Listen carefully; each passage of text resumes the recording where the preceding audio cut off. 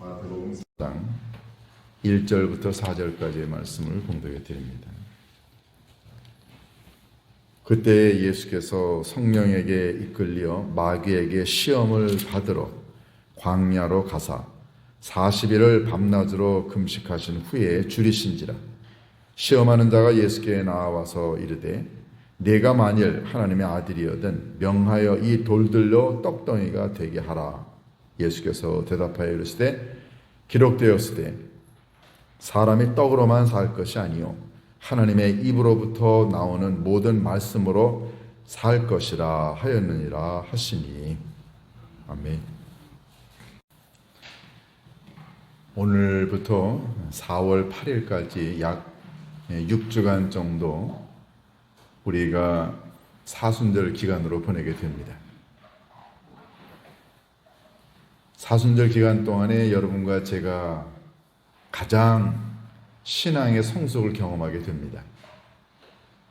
여러분에게 보여드린 이 영상 제목이 말씀하시면인데요.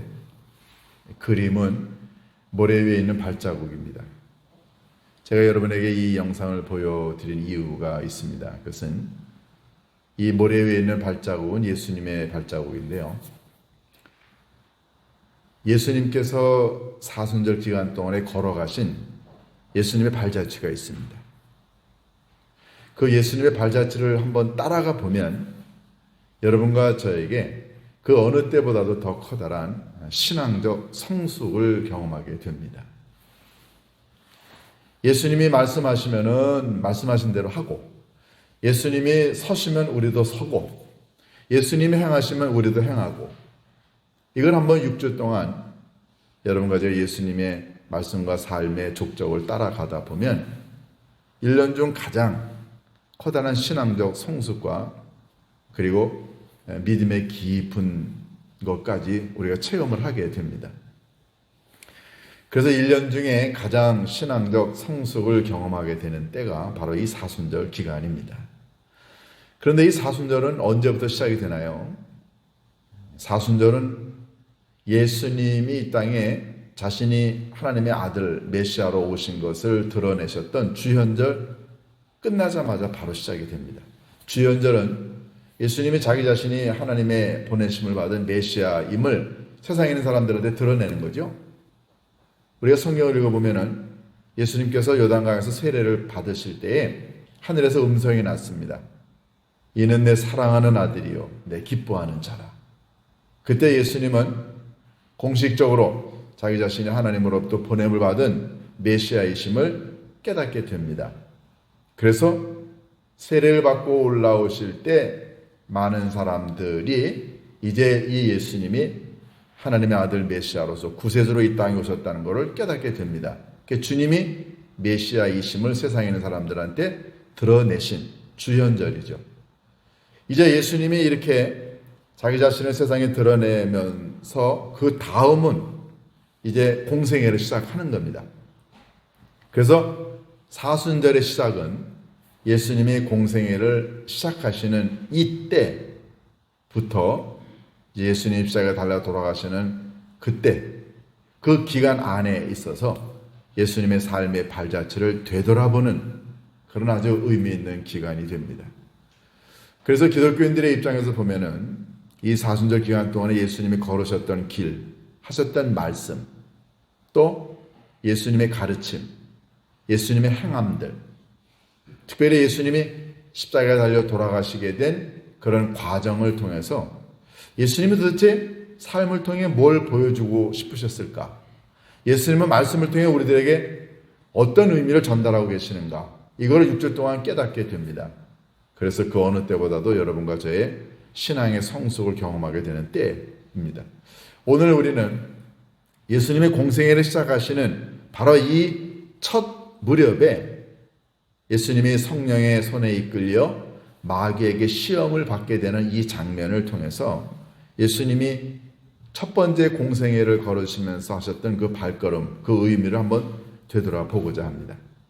여러분 잘 아시는 대로 예수님이 이제 마귀 성령의 손에 이끌려서 광야에 가셔서 40일 동안 금식 기도하실 때 사탄에게 시험을 받게 됩니다. 그 시험은 세 가지 종류였어요.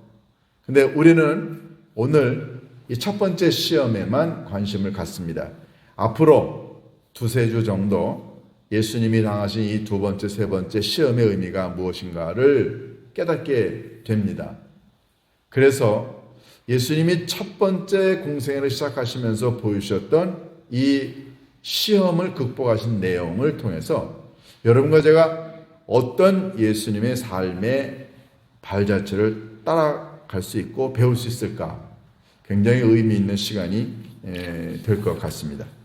오늘은 여러분과 함께 첫 번째 예수님이 당하신 이 시험의 의미는 뭔가를 한번 보고자 합니다. 그런데 우리가 재밌는 것은 예수님이 이 마귀에게 시험을 받으러 광야에 가셨을 때 누가 예수님을 이끌어 마귀에게 시험을 받도록 하셨나요? 4장 1절에 보면은 예수께서 성령에게 이끌려 마귀에게 시험을 받으러 광야에 가셨다 그랬습니다. 그러니까 예수님을 끌고 광야에 가서 그래서 마귀에게 시험을 받게 하신 분은 성령님이시라는 거예요. 그럼 우리가 좀 의문을 갖게 되죠. 아니 시험은 마귀가 가져다 주는 거 아닌가? 근데 무슨 성령이 우리를 마귀에게 끌고 가서 시험을 받게 하나 하는 이런 의구심을 갖게 되죠. 시험하다라고 하는 헬라어 페이라조라고 하는 단어가 있습니다. 우리말로는 두 가지로 흔히 번역이 됩니다. 첫 번째는 성경에 시험 또는 시련이라고 하는 단어가 나올 때마다 그 원문도 페이라조입니다. 그런데 일반적으로 뭐 다 그렇지는 않지만 성경에 보면 일반적으로 하나님이 시험하다, 하나님이 시련하시다라고 하셨을 때는 그 시험과 시련의 주체가 하나님으로 되어 있습니다. 그럴 때에는 이 페이라조가 하나님의 백성들을 강하게 훈련하시려고 어떤 특별한 목적을 가지고 하셨을 때에는 이걸 시련하다, 시험하다라고 번역을 해놨습니다. 영어로는 테스트나 또는 트라이얼 이렇게 번역을 해놨어요. 그런데 성경에 보면은 유혹하다 또는 뭐 그냥 시험하다라고 하는 단어를 쓰기도 하는데요. 일반적으로 사탄이 하나님의 백성들을 타락하게 만들고 망하게 만들기 위해서 하는 유혹이나 또는 시험을 말합니다. 이걸 성경은 그냥 유혹이라고 번역을 주로 했고요. 어떤 때는 시험이라고도 번역을 했습니다. 이건 말 그대로 마귀가 가지고 오는 거죠. 하나님께서 아브라함을 시험하셨습니다. 테스트하셨죠? 시련하셨어요. 100세 여든 아들을 제물로 바치라고 하나님이 시험하셨습니다. 그거 아브라함을 망가뜨리고 아브라함을 죽이려고 하는 게 아니었죠. 그러니까 하나님이 하신 것이기 때문에 우리가 그걸 시험하다, 시련하다라고 번역을 했습니다. 그런데 욥이 당한 시험은 그는 마귀가 했습니다. 어느 날 마귀가 세상을 돌아다니다가 욥이 잘 사는 걸 보고 하나님께 이야기하니까 욥이 뭐라고 얘기합니까? 하나님이 축복해 주셔서 저런 거예요. 만약에 하나님의 손 끊으면 욥이 어떻게 될까요? 하나님께서 욥에게 말씀하십니다. 그래? 네 말이 맞나? 아니야. 욥은 그런 사람이 아니야. 그럼 네가 한번 시험해봐라. 욥의 생명만 건드리지 마라. 그래서 마귀가 욥에게 많은 고난을 줍니다. 유혹한 거죠. 시험한 거예요. 그러니까 타락시키고 죽이려고 하는 사탄의 것은 우리가 흔히 유혹이라고 번역하고 하나님의 인간을 더 강하게 만들려고 하셨을 때는 시험하다라고 합니다. 그러면 이 둘은 항상 이렇게 분명하게 구별이 될까요? 사실은 그렇지 않습니다. 이 두 가지 모두 시험, 시련과 이 유혹의 이 배후에는 하나님이 계세요. 하나님께서 사람을 강하게 하시려고 훈련시키시려고 하나님이 하시는 거죠. 그러니까 이걸 정확하게 구별하는 것보다 때에 따라서 상황에 맞게 해석하는 것이 올바르다고 생각합니다. 오늘 본문에 보면 성령님께서 예수님을 이끌어 마귀에게 시험을 받게 하셨다라고 하는 걸 보면 아버지 하나님께서 예수님을 시험하신 거나 다름이 없죠. 그것은 예수님이 갖고 계신 능력을 이번에 보여주시기 위해서, 그래서 사탄의 능력을 무너뜨리려고 하시는 계략이었다는 거죠. 자, 이런 의미에서 보면은 성령이 예수님을 데리고 시험을 하게 하셨다, 받게 하셨다라고 하는 이 의미는 무슨 의미가 있을까요? 여러분 보세요. 예수님이 하나님이시라고 한다면 시련을 받나요? 예수님이 하나님이시라고 한다면 시험이나 유혹을 받나요? 그렇지 않죠. 그런데 이 본문에는 예수님이 시험받은 걸로 되어 있습니다. 그 첫 번째 의미는 뭘까요? 그건 다름이 아니라 예수님이 우리와 똑같은 완벽한 인간을 갖고 계신다는 사실을 의미합니다. 하나님이시라면 유혹, 시험, 시련 필요 없지만 우리 육체를 가지고 있기 때문에 우리가 유혹을 받고 시험을 받지 않나요? 예수님이 그렇다는 거죠. 예수님이 완벽한 인간이셨습니다. 그래서 예수님도 시험을, 유혹을 받으실 수 있으셨다는 것을 보여주는 거예요. 두 번째는요, 예수님이 우리와 똑같은 인간이셨지만 마귀에게 시험을 받으셨지만 예수님 물리치셨습니다. 뭘로 물리치셨나요? 말씀으로 물리치셨어요. 만약에 예수님이 유혹을 받고 시험을 받는데 하나님의 말씀이 아니고 예수님 개인이 갖고 있는 인간적인 능력을 했다고 한다면 마귀의 유혹을 이기기가 어렵죠. 하나님의 말씀이 여러분과 저에게 우리가 당하는 유혹이나 시련, 시험을 다 이길 수 있도록 해주는 강력한 무기라는 것. 그 말씀 앞에서 사탄이 가지고 있는 능력은, 이것은 아무것도 아니라는 겁니다. 이건 다 물리칠 수밖에 없는 아주 제한적인 힘만을 갖고 있는 게 사탄의 힘이라는 걸 깨닫게 되죠. 우리는 이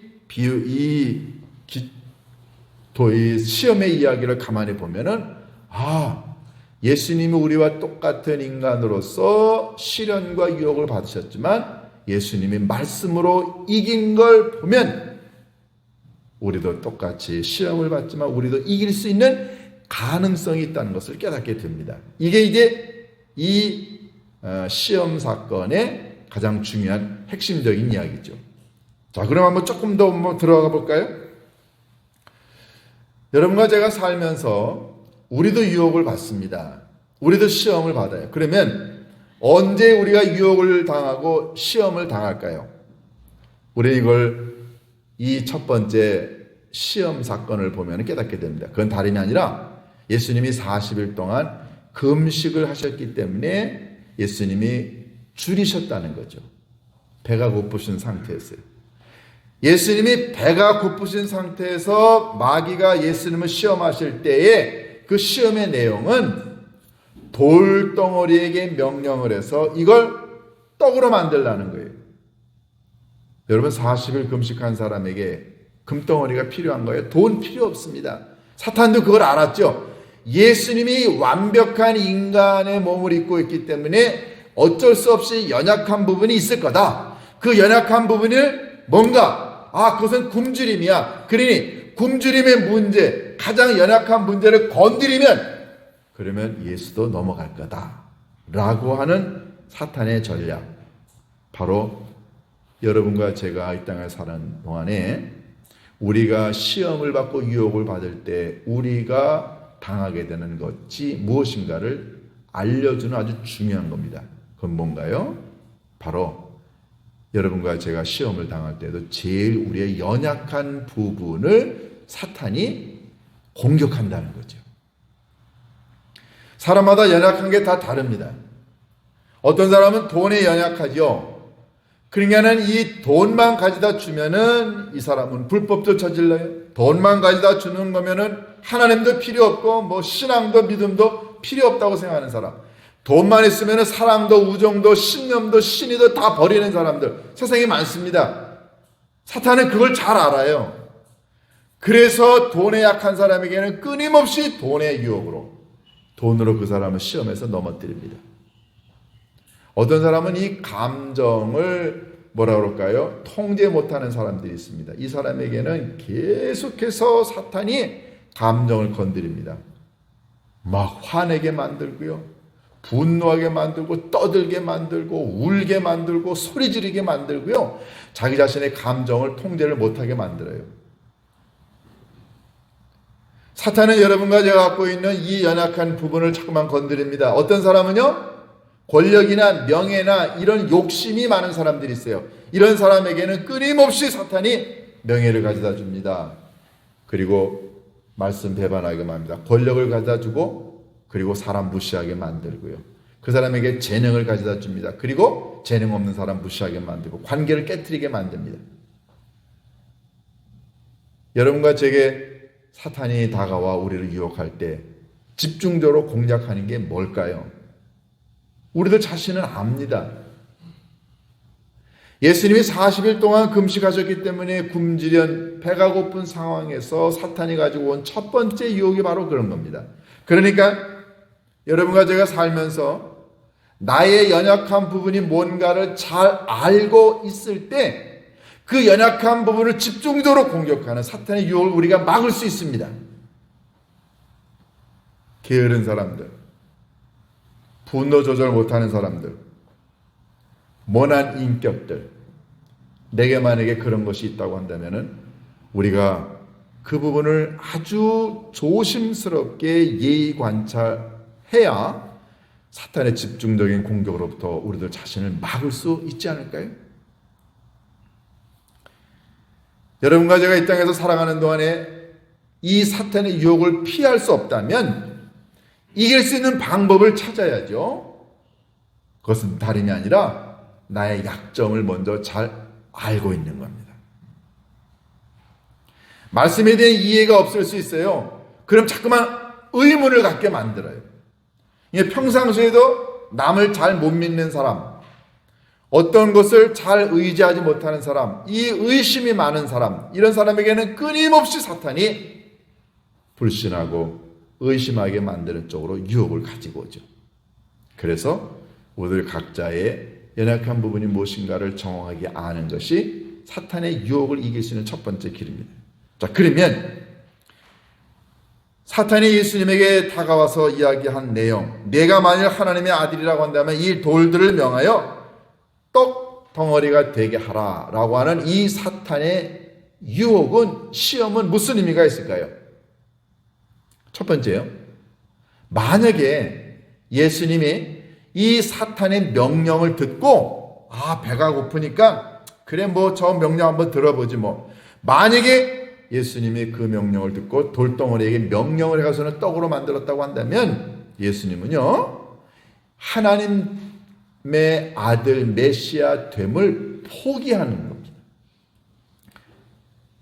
하나님의 명령을 듣고 이 세상에 나와서 메시아로서의 사역을 시작하시려고 하시는데 첫 번째 사탄의 명령을 듣고 예수님이 돌들에게 명령해서 떡으로 만들었다고 한다면 예수님은 더 이상 하나님의 아들 메시아가 아니죠.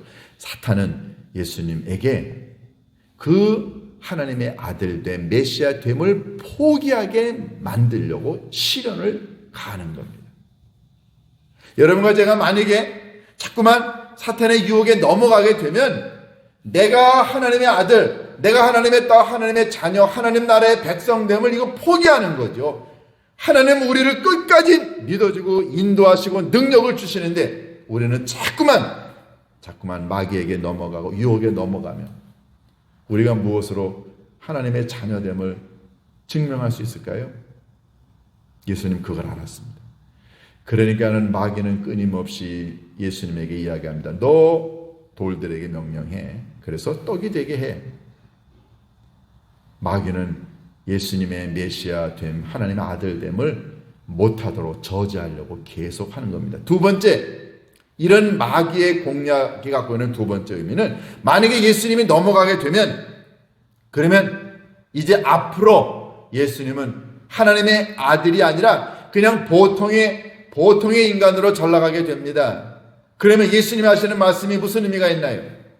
마귀의 명령을 듣고 마귀에게 마귀의 능력 하에 있는 예수님이 하시는 말씀이 무슨 의미가 있겠어요? 하나님의 말씀 예수님이 한다고 해봤자 아무도 믿지 않습니다. 아니 마귀의 명령에 듣고 마귀의 수하에 있는 자가 하는 하나님의 말씀, 그게 무슨 의미가 있어요? 마귀는 그걸 노린 거죠. 세 번째, 만약에 사탄이 예수님의 한 이 유혹대로 예수님이 그렇게 했다고 한다면 여러분과 저는요, 예수님을 믿고 따르면서 구원, 하나님의 자녀됨, 이거 꿈꿀 수 없습니다. 모든 인간은 다 마귀의 수하에 들어가는 마귀의 종이 되는 것입니다. 마귀는 그걸 알았어요. 예수를 만약에 넘어뜨리게 되면 나중에 예수를 믿고 따르는 모든 사람도 다 넘어뜨릴 수 있다고 생각한 거죠. 그러니까 부모 세대인 우리가 하나님의 말씀을 듣고 이겨야 되는데, 만약에 부모 세대인 우리가 마귀의 유혹에 넘어가게 되면 우리 자식들이요 다 넘어갑니다. 엄마 아버지 돈에 넘어가네, 권력에 넘어가네, 세상 재미에 넘어가네, 엄마 아버지 무슨 믿음 있다고 했는데 아니 무슨 이런저런 사탄의 유혹이 오니까 다 넘어가. 그러면 자식들 그거 보고 배우면서 자식들도 다 넘어갑니다. 예수님 한 사람이 넘어가는 것으로 끝난 게 아니라는 거죠. 사탄은 그걸 알았습니다. 그래서 예수님 사역의 초창기 때부터 예수님을 집중적으로 공격합니다. 너 이걸 명령해서 떡이 되게 하라. 여러분과 제가 신앙생활하는 동안에 사탄의 유혹을 받을 때마다 우리들이 그거를 조심해야 되는 이유가 뭐냐면, 나 하나만 끝나는 게 아닙니다. 내 아내가 바뀌게 되고 내 남편이, 내 자식이, 내 주변에 있는 사람들이 나의 타락으로 인하여 내가 하나님의 자녀됨을 포기하는 그 일로 인해서 우리 후손들에게도, 우리 지역사회 핫큰 교회 안에 있는 믿음의 공동체에게 아주 악영향을 미치게 된다는 사실을 깨닫지 않을 수가 없습니다. 자, 이런 사탄의 유혹이 갖고 있는 의미가 뭔 것을 예수님 너무너무 잘 아셨기 때문에 예수님 한마디 하십니다. 사람이 떡으로만 사는 게 아니라 하나님의 입으로부터 나오는 말씀으로 산다. 그런데 예수님 재미있는 표현을 하십니다. 사람이 떡으로만 사는 건 아니다. 예수님 사람에게 떡이 필요하다는 거 아셨어요. 예수님 그거 부정하는 건 아닙니다. 여러분, 커다란 나무가 잘 자라려면 물이 필요합니다. 당연히 물이 필요하죠. 그러나 이 나무가 꽃이 열매를 맺거나 잘 자라려면 물만 필요한 건 아닙니다. 다른 영양분도 있어야 된다고요. 여러분과 제가 이 땅에 살아가는 동안에 육체를 가지고 있기 때문에 우리들에게 떡이 필요하다는 거 예수님 아셨어요. 그래서 사람이 떡으로만 사는 건 아니다라고 말씀하신 거죠. 떡도 필요하다는 거 예수님 아셨어요. 그러나 이 사탄은 끊임없이 여러분과 제게 와서 너 떡만 있으면 돼. 너 돈 문제만 해결이 되면 사는데 문제 없어. 무슨 영혼이니 무슨 말씀이니 진리니 필요 없다. 정말로 인간인 너에게 필요한 건 떡이야, 돈이야. 마귀는 끊임없이 여러분과 제게 돈만으로도 살 수 있다고 이야기합니다. 그런데 주님은 말씀하십니다. 떡만으로는 사는 건 아니다 라고 이야기를 하죠. 그런데 불행하게도 대부분의 많은 사람들은 떡 문제만 해결이 되면 세상에 있는 것들은 더 이상 필요 없다고 생각합니다. 한번 예를 들어볼까요? 어느 사람이 매일매일 살면서 돈 하는 사람이 있었어요. 이 사람은 세상의 최고의 가치는 돈이라고 생각합니다. 나머지 것들은 다 의미가 없다고 생각해요. 근데 이 사람이 어느 날 커다란 부잣집을 방문하게 되는데 그 부잣집에 들어갔더니 어마어마한 그림들이 걸려있는데 그림 하나가 막 5억, 10억, 100억씩 합니다. 이 사람이 놀랐어요. 세상에 이 그림이 5억이라고요? 이 그림이 100억이라고요? 이 사람 속으로 무슨 생각할까요? 아니, 저 5억짜리 그림이 밥 먹여줘? 그 사람에게는요 5억 10억짜리 그림이 아무런 의미가 없는 겁니다. 그 사람은 그 값어치를 모르는 거예요. 그러니까 이 사람은 떡, 빵, 돈 하던 사람들이었기 때문에 돈 이외의 것에는 의미가 없어요. 값어치가 없습니다. 그거 없어도 산다고 생각하는 거죠. 그러니까 이 사람을 조종하는 건 누군가요? 사탄이죠. 우리는 살면서 떡만 있어야 된다고 생각하지 않습니다. 우리에게는 영혼이 있고요. 우리에게는 이성이 있고, 우리에게는 진리가 있고, 사랑이 있고, 우정이 있고, 신의가 있지 않나요? 영원한 생명이 있지 않나요? 그러니까 사람이 떡도 필요하지만 떡으로만 사는 건 아니라는 예수님의 말씀이 그래서 진리인 것입니다. 예수님 말씀하십니다. 하나님의 입에서 나오는 말씀으로 산다. 신명기 8장 3절에 예수님은 인용하셨어요. 모세는 이스라엘 백성들이 광야 40년 기간 동안에 하나님의 은혜 가운데 먹을 문제를 해결했습니다. 물 문제 다 해결했어요. 그런데 자고 일어나면 생기는 먹을 것들, 뭐 반석을 치기만 하면 터져 나오는 물들, 그냥 먹고 사는 문제는 해결이 됐겠죠. 그러니까 모세는 40년 동안 이스라엘 백성들이 광야에서 사는 동안에 먹고 사는 문제가 해결이 됐지만, 그렇다고 해서 인간이 이것으로 끝난 게 아니라는 걸 모세는 알았어요. 왜냐하면 그들이 가나안 땅에 들어가게 되면 거기는 정착문화라는 곳입니다. 거기는 농사를 지을 수 있어요. 거기는 먹을 게 많습니다. 그러니 하나님의 입에서 나오는 말씀의 중요성을 깨닫지 않고 가나안 땅에 들어가서 풍요로운 삶의 모든 것들을 누리게 되면 그들은 하나님을 저버릴 걸 알았어요. 그래서 모세가 이야기합니다. 사람이 떡으로만 사는 건 아니다. 하나님의 입에서 나오는 말씀으로 산다. 그러면 이 말씀은 뭘 의미하나요? 첫째, 말씀은요, 생명을 의미합니다. 많은 사람들은 떡이 생명이라고 생각해요. 떡을 먹으면, 빵을 먹으면 우리 육체가 생명이 살아난다고 이야기합니다. 그거는 육체의 생명이죠. 사람에게는 육체의 생명만 있는 게 아니죠. 우리에게는 영혼의 생명도 있습니다. 이 영혼은 배부른 걸로 해결되는 게 아닙니다. 그러니까는 하나님의 입에서 나오는 말씀은 첫 번째는 이건 생명이에요. 우리 인간은 동물이 아니기 때문에 영혼이 있습니다. 이 영혼의 생명은 영혼을 살찌우게 만드는 건 뭔가요? 말씀이죠. 두 번째, 이 하나님의 입에서 나오는 말씀은 이것은 진리입니다. 사람이 가야 할 길이 있죠. 사람이 해야 할 것이 있습니다. 하나님은 인간에게 양심을 주셨어요. 그러니까 인간이 이 땅에서 살아가는 데 필요한 정도, 그 바른 삶의 길, 진리 어디서 나오나요? 이건 배에서 나오는 게 아닙니다. 이건 물질에서 나오는 게 아니죠. 돈에서 나오지 않습니다. 이것은 이 진리는 하나님의 입에서 나온다고요. 하나님에게서 나오지요. 나는 길이요 진리요 생명이니, 그래서 예수님은 이 땅에 생명이요 진리로 이 땅에 오신 거죠. 세 번째, 하나님 입에서 나오는 이 말씀은요, 여러분과 저를 살리는 힘입니다. 힘. 이 말씀을 먹으면, 이 말씀을 여러분과 자꾸만 들으면 우리는 이 세상에서 힘들고 어려운 일을 경험할 때마다 그 말씀의 힘으로 이길 수 있습니다. 예수님 마귀에게 유혹을 당하고 시험을 당할 때 하나님의 말씀을 가지고 마귀의 유혹을 이기셨어요. 내 감정을, 내 의지를, 내 욕망을 극복할 수 있는 힘, 뭔가요? 말씀입니다. 그런데 세상에서 세상 사람들은 자꾸만 떡 돈 얘기하지, 하나님 입에서 나오는 말씀이 뭐가 필요하냐고 이야기합니다. 사랑하는 교회 여러분, 떡으로 시작된 인생, 떡으로 끝나면 그 끝은 죽음입니다. 그런데 말씀으로 시작된 인생, 말씀의 끝은 어딘가요? 그건 영생입니다.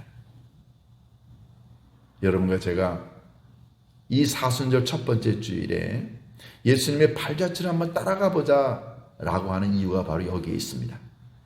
떡으로만 살아가려고 했던 우리들의 과거의 인생이 있다고 한다면 사순절 기간 동안에 예수님의 발자취를 따라가면서 떡이 아니라 하나님의 입에서 나오는 말씀을 먹고 한번 살아보자. 그렇게 주님의 발자취를 따라가다 보면 우리도 어느새 예수님과 함께 부활의 능력에 동참할 수 있지 않을까요? 떡을 뛰어넘어 하나님의 입에서 나오는 이 고귀한 말씀의 은혜로 여러분과 저의 우리 모두의 삶이 풍요로워지게 되기를 주님의 이름으로 축원합니다. 기도하십니다. 고마우신 아버지 하나님, 오늘 사순절 첫 번째 주일을 맞아 예수 그리스도의 발자취를 따라갈 수 있도록 저희들에게 말씀의 능력을 주신 것 감사합니다. 하나님, 어떤 경우 저희들은 살면서 떡이 중요하다고, 돈이 중요하다고 생각한 나머지 아버지 하나님 입에서 나오는 말씀을 아버지 하나님 무시했습니다. 저희들의 허물을 용서하여 주옵소서. 떡은 우리의 배만 부풀리지만 하나님의 말씀은, 하나님 입에서 나오는 영혼의 양식은 우리들의 삶의 모든 면에 우리를 풍요롭게 넉넉하게 강하게 만든다는 사실을 믿습니다. 이 사순절 첫 번째 주간에 주님의 말씀을 붙들고 나아가 그래서 풍요로운 인생의 주인공이 될 수 있도록 축복하여 주옵소서. 예수님의 이름으로 기도하옵나이다.